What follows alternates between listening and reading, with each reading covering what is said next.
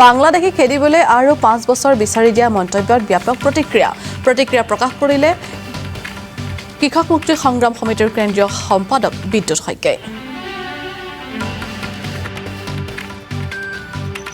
যে টেঙা আম এবাৰেই বিক্ৰী কৰিব পাৰি, অৰ্থাৎ দুবাৰ বিক্ৰী কৰিব নোৱাৰি, কিন্তু এইবাৰ দেখিলোঁ দেশৰ গৃহমন্ত্ৰী অমিত শ্বাহে 3 নম্বৰবাৰ টেঙা আম অসমত বিক্ৰী কৰাৰ প্ৰস্তাৱ লৈ অসমলৈ আহিছে।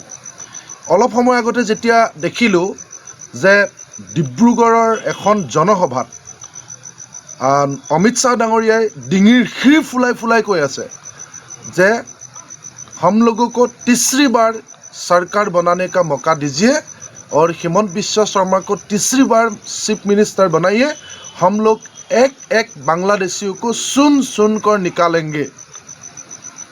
एक बार অসমবাসী ৰাইজে ভাবি চাওক যে সেই একেই ডাইলগ তেওঁৰ ডাঙৰজন নেতাই নৰেন্দ্ৰ মোদী ডাঙৰীয়াই 2014 চনতে ইলেকশ্যনৰ আগত ক'লে যে 16 মে'ৰ পিছত বাংলাদেশী আমি খেদি পঠাম।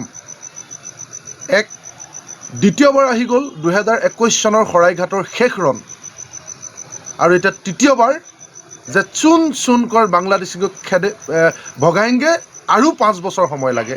অৰ্থাৎ 2014 চনৰ পৰা 26 চনলৈকে কেৱল 28জন বাংলাদেশী এতিয়ালৈকে চিনাক্ত কৰি বিতৰণ কৰিবৰ কাৰণে বিজেপি চৰকাৰে সক্ষম হৈছে। যাৰ বিপৰীতে NRCৰ প্ৰথমখন খচৰাতে 19 লাখ বাংলাদেশী অসমত থকাৰ কথা চৰকাৰীভাৱে প্ৰমাণিত হৈছিল।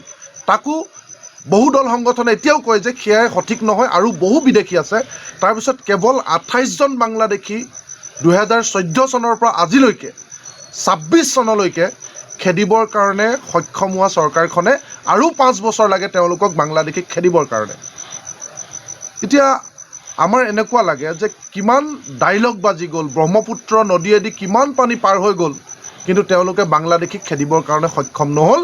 এতিয়া আৰু সময় লাগে। তাৰমানে অসমৰ মানুহ কিমান বুৰ্বক বুলি ভাবে এবাৰ আপোনালোকে ভাবি চাওকচোন।